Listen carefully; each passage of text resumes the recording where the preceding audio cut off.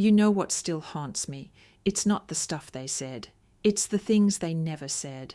I'm Rachel, 33, software engineer, queer, independent. I live in Austin now, but I grew up in Dallas. Yeah, that Dallas.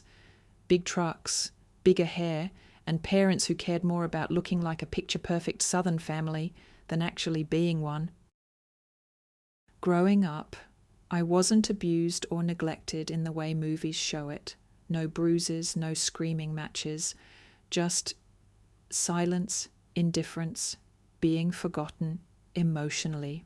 My mum used to tell people I was the smart one with this proud but distant smile, like I was a tax write-off, not her daughter. Meanwhile, my little brother, Chase, he was the golden retriever of the family. Blonde, loud, always in the spotlight. At 12, he had a local TV commercial gig. At 15, he was doing sponsored TikToks. By 19, he dropped out of college to follow the creator life. They clapped. I got a full ride to UT and nothing. Just a nod at Thanksgiving dinner. I paid rent at 22, bought my own car, fixed my own credit after they let mine get ruined with a utility bill they forgot to take me off. Chase.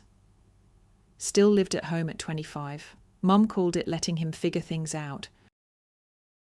Whatever. 2 years ago, I met Lindsay, urban designer. Total nerd. Loves spreadsheets and succulents. We fell in love fast. She made me feel like I mattered. Not for my degrees, not for my salary, just for me. So we planned a small, classy wedding in Napa. I paid for everything. Flowers, venue, flights. Our families just had to show up. They almost didn't. They RSVP'd a week before. Chase brought his +1 without asking. Mom wore a white dress, and still, I thought maybe this was their way of showing up. So I didn't say anything. I smiled through it. Stupid me. Because they left the next morning without saying goodbye. Didn't even take the favor bags. 3 months later, Chase announces he's getting married. And here's the twist. He wanted me to pay for it. Part 2. He sent me a Venmo request. Last November. I get this text from Chase. Hey sis, so excited to finally tie the knot. We're thinking Hawaii, need a little help. Mum said you might pitch in. Bro, this man literally sent me a $23,500 Venmo request, labeled wedding vibes. I was pissed. I didn't respond. I called Mom. She answers all chipper, like nothing ever happened. Hi honey, Chase told me he reached out. I think this is such a beautiful opportunity to reconnect as a family. Screw that, I'm not a damn ATM with a Wi-Fi connection. So I said, flat out, why should I fund a wedding I wasn't even invited to? She paused, then goes, well, it would mean a lot to your brother. He's going through a stressful time. And, honestly, Rachel, you're the one who can afford it. Ah, there it is. Not your family, not we want you there. Just you make more money. So do your job as the reliable daughter. I was about to say no. Lindsay, bless her chaotic, brilliant brain, says, wait, what if you said yes? I blinked. What? She grins. What if you fund it? But on your terms. And that's when the plan was born. Part 3. Okay, I'll pay, but I have conditions. So I texted Chase. Sure, I'll fund it. But I'm handling all the logistics. And I'm giving a speech at the reception. Deal, he replied in under 5 minutes. You're a real one. Yes, PLs, I'm crying, or NF, I love you. Barf. So I became the secret wedding planner of this ridiculous, influencer-fueled, wannabe Coachella Hawaiian event. Chase wanted flamingos and neon signs. I gave him neutral tones and muted florals. He wanted a hot tub photo op. I gave him a library lounge. Passive-aggressive, maybe, but I was subtle.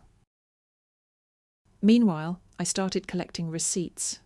Literal ones.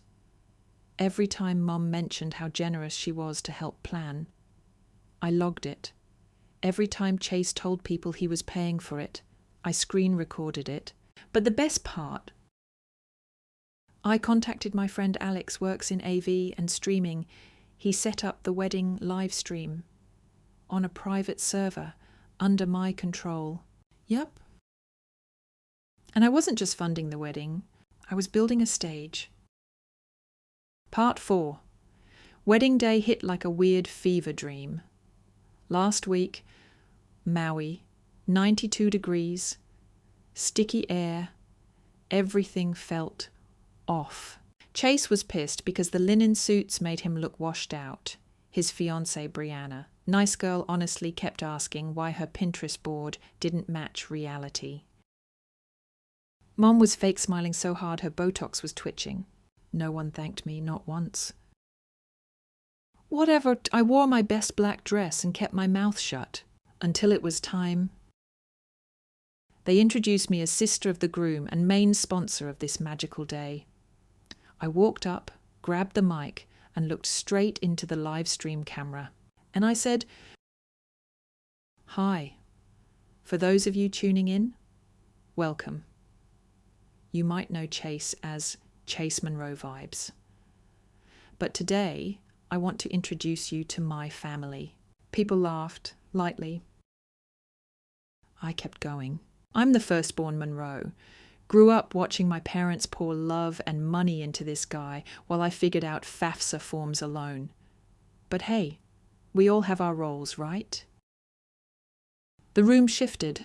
I kept going, calm, steady, unapologetic. They told me I was cold, too serious and too ambitious, but when they needed someone to pay the bills, suddenly I was warm enough. No one laughed this time. Mom looked like she was going to faint. Chase, I don't even think he understood yet.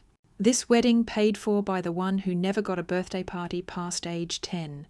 The one cropped out of the family Christmas card in 2011. Remember that? Mom, I do. And I finished with, "To Brianna, welcome to the family. Just watch your back." Then I walked off stage, and people just stared. Last November, right after Thanksgiving, when I hadn't heard from my parents in months, and they hadn't even liked a single post from our wedding, I get this little gem from Chase. "Hey sis, so excited to finally tie the knot. We're thinking Hawaii. Need a lil help?" Mom said, "You might pitch in." No, how are you? No, we missed your wedding. No context. Just good old Chase, jumping straight to, "Can you pay for my fantasy wedding like I'm his sugar mama in slacks?" And no joke, he actually followed it up with a Venmo request, $23,500, labelled wedding vibes. No breakdown, just vibes. I swear to God, I stared at that notification for 5 full minutes, trying to figure out if it was a prank. I even double-checked the profile pic to make sure it was actually him. It was... I didn't reply. I walked straight into the kitchen where Lindsay was chopping onions and just said, "You will not fucking believe this." I showed her the phone. She blinked, then snorted. "He sent you a Venmo request with emojis for $23,000. Yep. You're kidding. I wish. And then she did what Lindsay always does. She didn't get angry for me. She got strategic. "All right, what do you want to do?"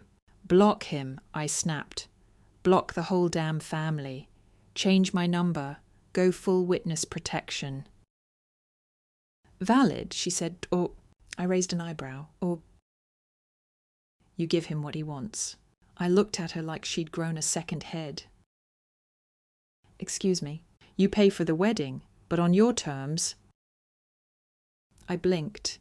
"You mean like, say yes and then sabotage it?" "No. Say yes, and then tell the truth. Publicly. Let the world and your family see who they've actually been all these years. And damn it, the moment she said it, I felt it click. That thing in my chest, that burn I've been carrying since high school, since being left out of family vacations, being told I was too intense, since Mom said I was lucky to be invited to my own graduation dinner. That burn turned into something cold, clean, sharp. Okay, I said, let's burn this bitch down with receipts. The next day I texted Chase. Sure, I'll cover it, but I want full creative control over the wedding vendors, theme, budget. Oh, and I'm giving a speech at the reception. Deal. He replied in under 5 minutes. Classic. OMG, yes, you're the best, TT Eiley. Can't wait to make this wedding go viral. I rolled my eyes so hard I saw my childhood trauma. Now listen, I didn't go in like some Disney villain. I didn't change the venue to a gas station or fill the cake with mayonnaise. This wasn't about being petty. This was about precision.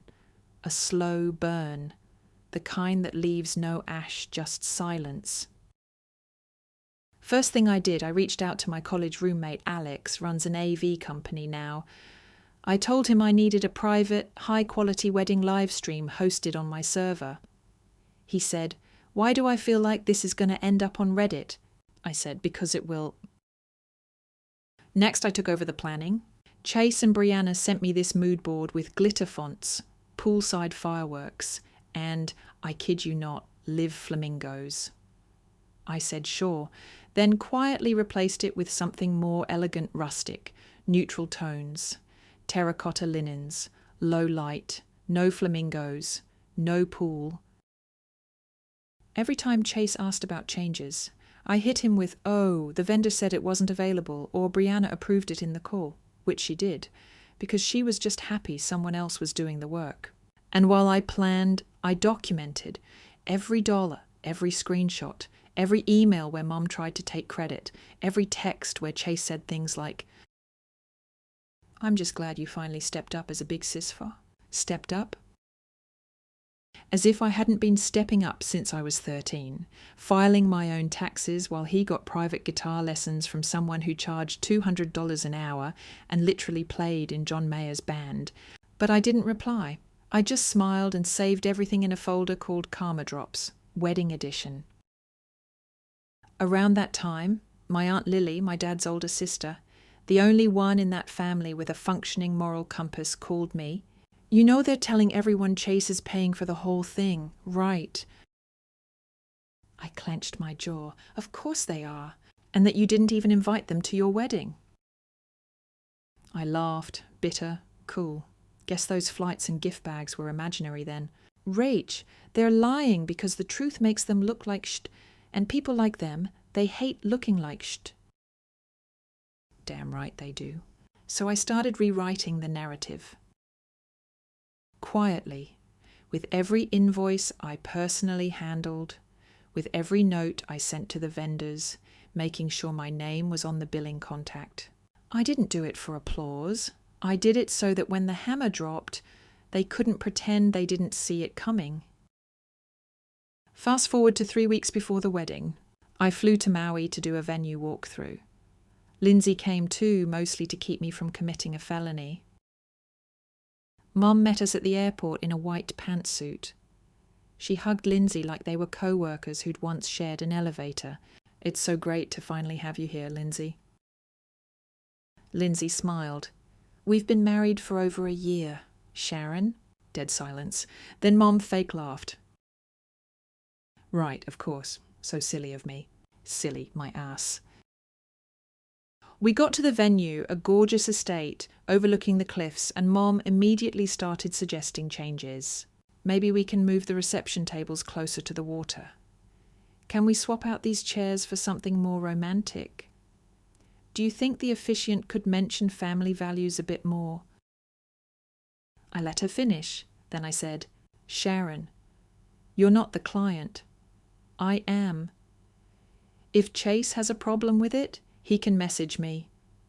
But if you try to change one more thing behind my back, I'll cancel the whole damn wedding. Clear?" She blinked, like no one had ever spoken to her like that in her life. And honestly, felt good. No, it felt right. 1 week before the wedding, I sent in the final playlist, instrumentals only. No TikTok songs, no Drunk in Love, no Chainsmokers. Just a violin cover of Everybody Wants to Rule the World for their first dance. Because if you're going to tell the truth, might as well score it properly. And I was ready. Ready to smile through rehearsal dinners. Ready to hand chase a gift bag filled with self-help books and Tums. Ready to walk on stage, grab that mic, and say everything I've been holding in for 33 years. I wasn't planning revenge. I was planning release. But first, I had to survive the big day. The morning of the wedding felt like déjà vu, mixed with caffeine and dread. I was up before the sun, sitting on the balcony of our hotel room in Maui, sipping burnt hotel coffee out of a paper cup, watching the fog roll off the cliffs like some kind of slow-motion omen. I should have felt nervous, or bitter, or gleeful, but honestly, I felt numb. Lindsay came out wrapped in a towel, hair wet, toothbrush still in her mouth. "You good?" I nodded. "I'm fine." She squinted at me. "You're lying." "Fair." I don't even know what emotion this is anymore. I said, "It's not revenge. It's not joy. It's like I'm finally delivering a eulogy for a family I've been grieving since I was 12. Lindsay came over, kissed my forehead, and handed me her coffee instead because hers was always better. Always. Then make it a good one. By noon, we were at the venue. Everything was in motion. Makeup artists buzzing, waiters setting up the reception tables, DJ testing levels, florists arguing over petal placement. You'd think Chase was marrying into the royal family. He was pacing around in his white linen shirt, sunglasses on, trying to look like a calm island groom, but sweating like a rotisserie chicken. His future in-laws were sweet and mostly confused. Brianna's dad came up to me and said, "You must be Chase's older sister. Thank you so much for organising all this. It's stunning." That was the first and probably last moment that day I felt seen. Then I spotted my parents. Mom was already 3 mimosas deep, fake laughing with someone's aunt. Dad was on his phone, looking like he'd rather be golfing. They both waved at me like I was a wedding planner they mildly recognised. Cool. Around 3 p.m. Brianna's makeup started melting from the heat. Chase freaked out because his boutonniere had too much greenery. And I kept getting asked by random cousins if I had really paid for the whole thing. Like, "Yes, Carol. That's why you're eating lobster tonight and not Costco sheet cake." I stayed chill, let it all build, let it simmer. Because the thing about a long game, you wait, you keep the receipts, you bide your time until the moment no one can ignore you. At 5:10 p.m, the ceremony started. They walked down the aisle to a cello version of Ocean Eyes. Gag. Chase cried. Brianna's mascara ran. Their vows were fine, some Pinterest poetry about manifesting each other and twin flames and other spiritual nonsense that sounded deep until you actually thought about it. I clapped politely. The crowd cheered, people blew bubbles, a drone flew overhead, and all I could think was, in 30 minutes, I will shatter everything they think they know about us. The reception kicked off at sunset. Cocktail hour bled into dinner. Everyone was drunk off champagne and nostalgia.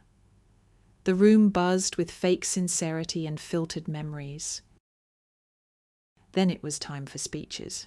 Brianna's maid of honour went first. She cried, of course. Chase's best man, some guy from his old content house, told a story about a ketamine trip that made several grandmas clutch their pearls. Then the MC called my name.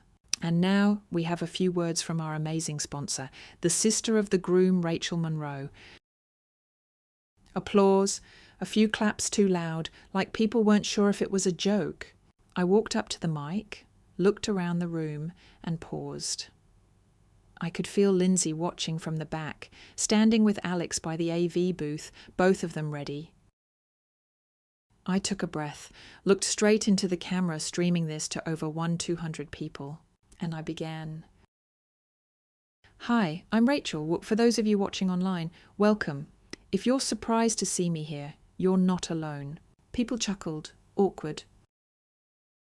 I wasn't always part of this family's highlights reel. In fact, I spent most of my life in the background. While Chase was making everyone laugh, I was usually just in another room.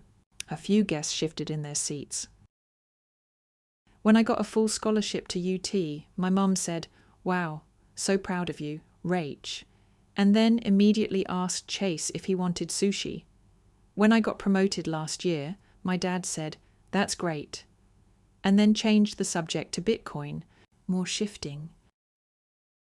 I paid for my own wedding, flew everyone out, planned every detail, and they left before brunch, didn't even say goodbye. I turned to my parents. Mum looked like she'd swallowed her champagne flute. But when Chase needed help throwing a 6-figure wedding he couldn't afford, I got a Venmo request with emojis, a couple gasps, one audible "oh damn." So yeah, I paid for this wedding. Every plate, every flower, every flight. Not because I had to, not because I wanted to, but because it was the only way I'd ever get a microphone in this family.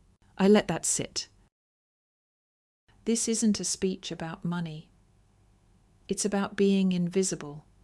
It's about sitting at the kids' table during your own adulthood. It's about being called too much when all you ever wanted was enough. I looked at Chase.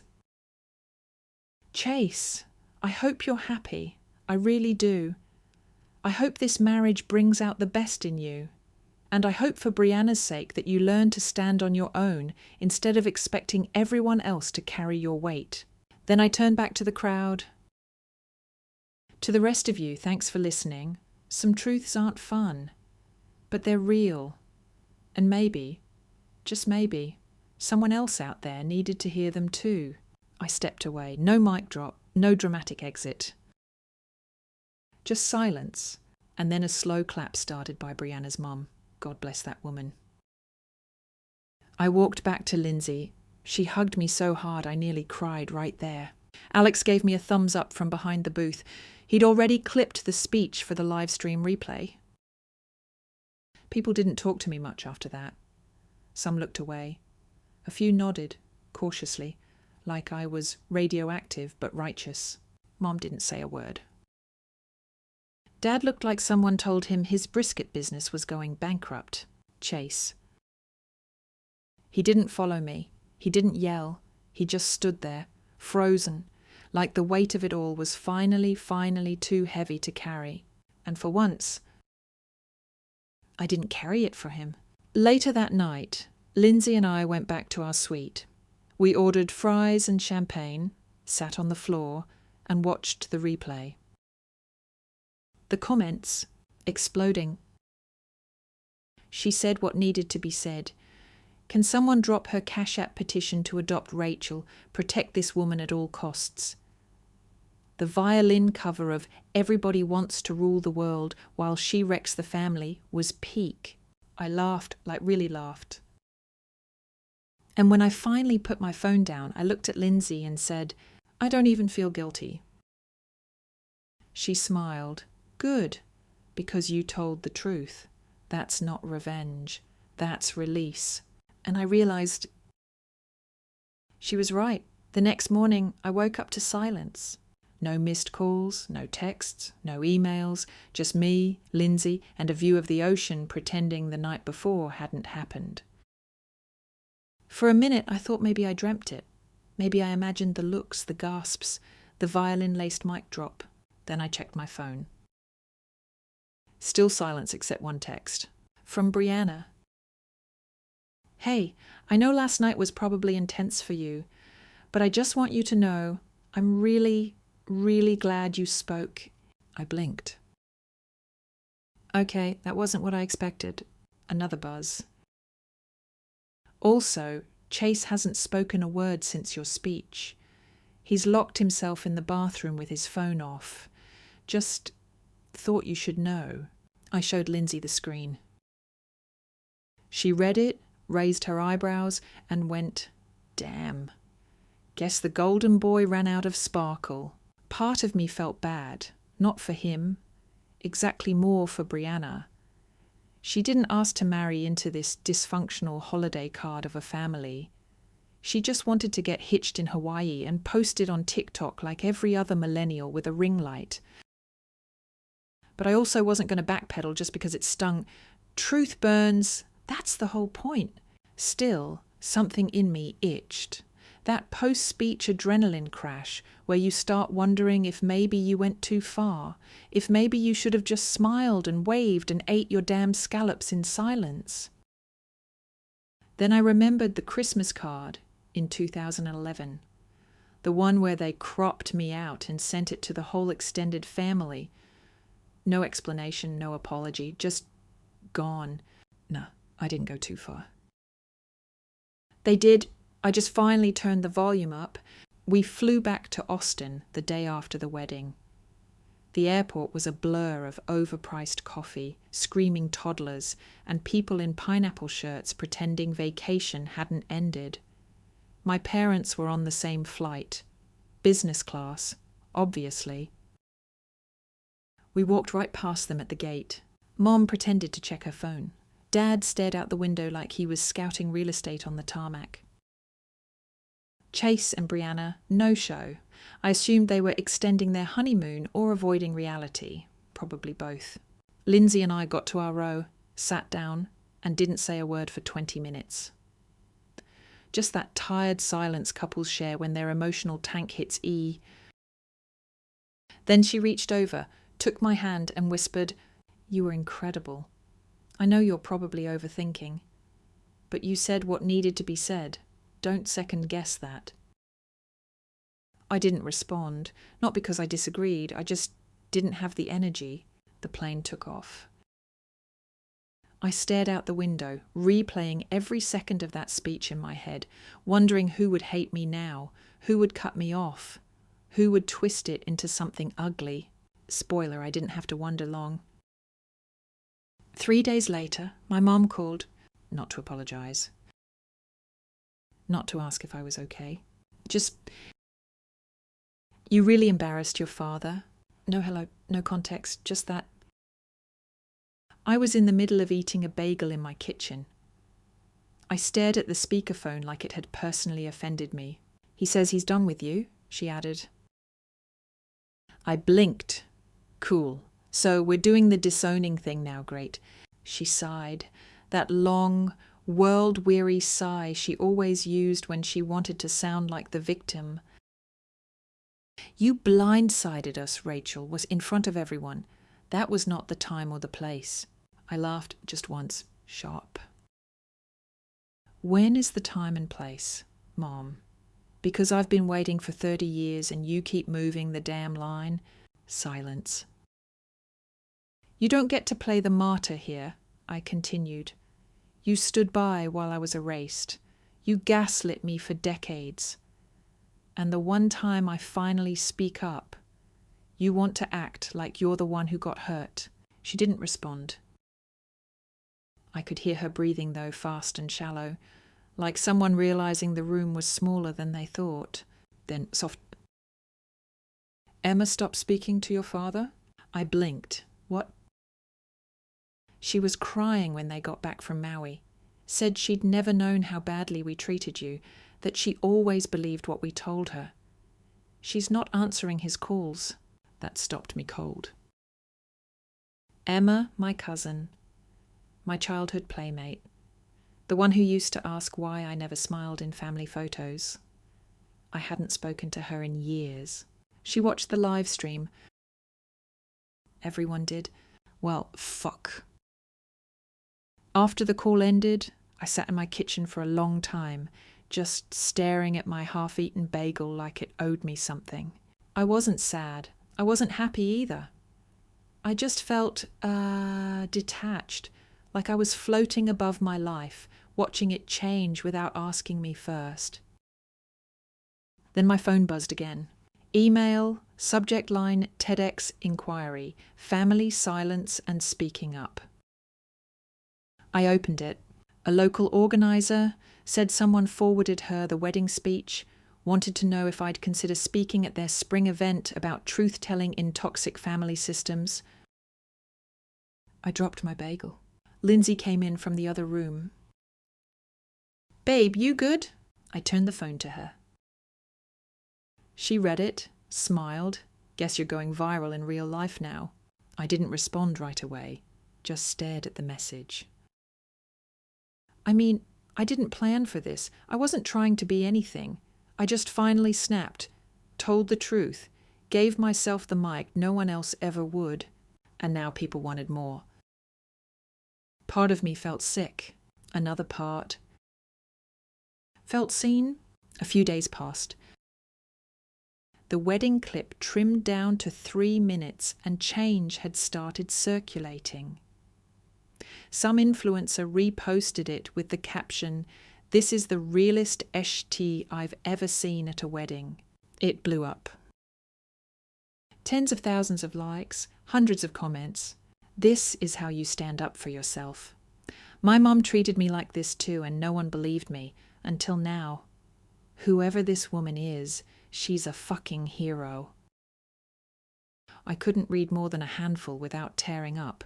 Not because they flattered me, but because so many people related. Too many. Lindsay said it best. It's like you didn't just speak for yourself. You spoke for every kid who grew up edited out of their own story. And damn if that didn't hit me like a truck. Then Emma called. I almost didn't answer. Thought maybe it was a setup. Some weird trap from my parents. But I did, and she was crying. Like, ugly crying. "Rachel, I didn't know. I swear to God, I thought you just didn't care, that you wanted out." I didn't speak. Mom and Dad always said you were difficult or too sensitive. They made it seem like you chose to be distant. I exhaled, shaky, tired. I didn't choose silence. I said, I just ran out of space. She sobbed harder. "I'm sorry," she whispered. "I should have asked. I should have seen it." I didn't blame her. She was raised in the same echo chamber, just with a front row seat and a better costume. But hearing her say it, hearing anyone finally name it, that healed something I didn't even know was bleeding.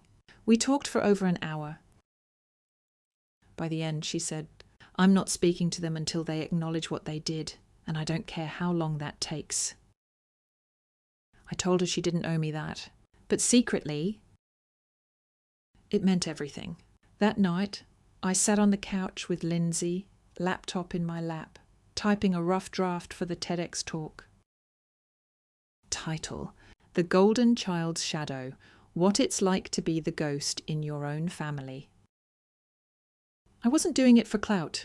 I was doing it for every kid who ever sat at the kids' table during their own success. For every too much girl. For every sibling who watched their parents clap for mediocrity while ignoring their quiet excellence. I was doing it for me, finally. A week after the wedding, my dad texted me for the first time in, I don't know, months, years, emotionally. "We need to talk." That's it. Not hi, not can we meet, not even I'm sorry, just demand, period. I showed it to Lindsay, half expecting her to tell me to ignore it. She didn't. She just said, "Up to you." And honestly, I didn't know what I wanted. Closure, a fight. Some messy father-daughter moment where we scream and cry and hug it out. Nah, that's for movies, not for men like my dad. But I agreed, because something in me, some scrap of the kid who used to stand in doorways hoping he'd ask about her day, still wanted to know if there was anything human left in him. We met at a quiet diner, the kind with sticky menus and waitresses who call everyone hon, neutral territory, public, safe. He was already there when I walked in, sipping black coffee, wearing his usual golf polo, even though he hasn't played in years. Looked up when I sat down, but didn't smile. Didn't think you'd show? Didn't think you'd ask, I replied. We sat in silence for a minute while the waitress poured me water.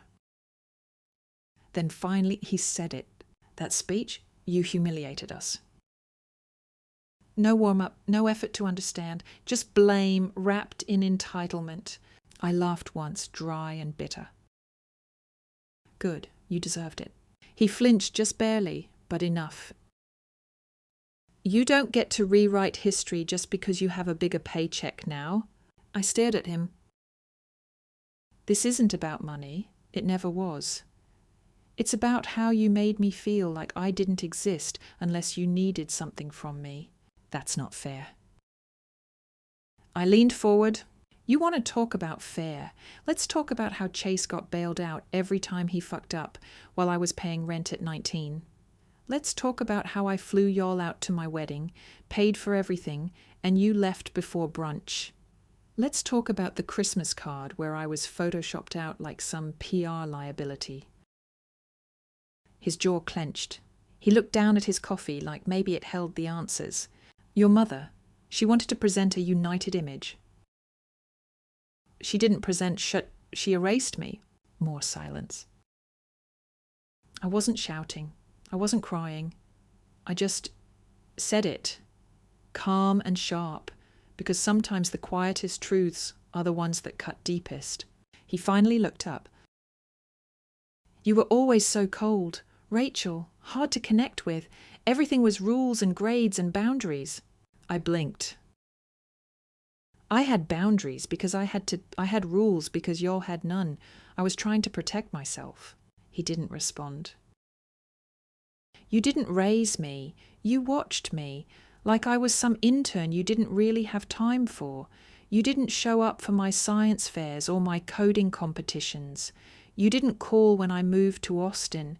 You never even learned Lindsay's name until the wedding. And even then, you called her your friend. He sat back, suddenly looking older, smaller. And I realized in that moment this wasn't a powerful man. This was a man who had never been challenged, never had to reflect, never been forced to face the mirror. Until now, I'm not asking for an apology. I said, I stopped needing one a long time ago. I'm just telling you the truth. You can do whatever the hell you want with it. He nodded. Once, still no apology, still no warmth, but no denial either. Maybe that's the most I'd get. I stood up. I'm not cutting you off, but I'm not holding space for you anymore. If you want to be part of my life, you're going to have to earn it. He didn't say anything as I left. Didn't chase me. Didn't argue. Just sat there, probably wondering when everything changed. Spoiler, it didn't. He just never noticed it had been broken all along. That night I couldn't sleep. Not because I was upset, but because I finally felt light. Like the weight I'd been dragging behind me since I was a kid had snapped off mid-step. I walked into the kitchen at 2 a.m., poured myself a glass of wine, and opened my laptop. The TEDx draft stared back at me. I rewrote the ending. Instead of anger, I wrote clarity. Instead of pain, I wrote choice. I didn't want revenge anymore. I wanted restoration, not of the family I had, but of the person I lost trying to belong to them. Me? The next day, my mom texted, long paragraph. She said she'd watched the speech again. Said it hurt. Said she hadn't realized how deep the wounds ran. Then surprisingly, she apologized. Not perfectly, not poetically, just, I know I wasn't there the way I should have been. I was selfish, and I projected a lot of crap onto you. I don't expect forgiveness, but I am sorry. I stared at that message for a long time. I didn't cry. I didn't feel triumphant. I just breathed, and that breath, God, it felt like the first real inhale in years. I texted back, "Thank you." Nothing more, because sometimes the smallest acknowledgements are the loudest. Emma invited me to lunch the following weekend. She brought an old photo album, said she wanted to show me some pictures she'd found, ones I'd never seen. There were photos from birthdays I didn't remember, moments I thought no one captured. And in almost every one, I was on the edge of the frame, half-cropped, slightly blurred, a presence, but never the focus. "You were always there," she said. "I just didn't realize how invisible they made you feel." I looked at her, really looked at her. This cousin, now a woman who used to giggle with me under tables and share snacks in secret, now sitting across from me with tears in her eyes and truth on her lips. I reached out, touched her hand. "Thank you for seeing me now." She nodded. "I always should have." That night, Lindsay and I hosted dinner. Not a fancy event, just tacos and good wine and 2 of our friends who showed up for us when my own family wouldn't. We lit candles, played music, laughed until our stomachs hurt. And at one point, as I was refilling glasses, Lindsay pulled me aside. "You okay?" I nodded, smiled. "I think I'm actually happy." She raised an eyebrow. "You sound surprised." I spent so long trying to earn love that wasn't even real. And now that I've stopped, I have space for everything else." She kissed my cheek. "Welcome back." And just like that, I felt home. Not in a house, not in a family, but in myself. The TEDx talk happened a month later. Packed room, nervous energy. But I stood there, mic in hand, and told my story. No rage, no sobs. Just a woman who used to whisper her truth in the dark, now speaking it out loud with the lights on. I ended with this: "You don't owe anyone your silence, not your parents, not your siblings, not the people who say it wasn't that bad. If they couldn't see you when you were quiet, maybe they'll hear you when you finally speak." The applause wild, but the real moment came after. A young woman approached me in the lobby, tears in her eyes. "Your story," well, that was me. I thought I was crazy, or I thought I was the only one. I hugged her. "You're not." And in that hug, I knew this wasn't about weddings, or speeches, or even family. It was about truth. And once you speak it, you don't go back.